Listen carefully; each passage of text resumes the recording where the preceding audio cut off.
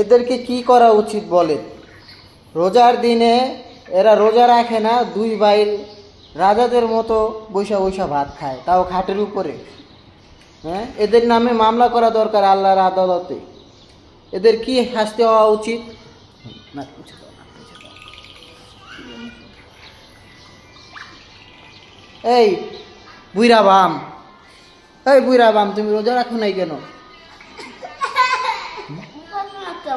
কি উঠাই নেই আমরা? তা আমরা তো না উঠাই রোজা রাখছি, তুমি পারবে না? পারবে কই? তুমি পারলে কই? তুমি তো খাইতাছো। বুইরা বাম। আর এই যে পিচ্ছি বাম, পিচ্ছি বাম, এই পিচ্ছির ঘরে পিচ্ছি। এই রোজা রাখছ না কে? রোজার দিনে মামলা করবো ছাড়া, ফাজিল জানি কোথানকার।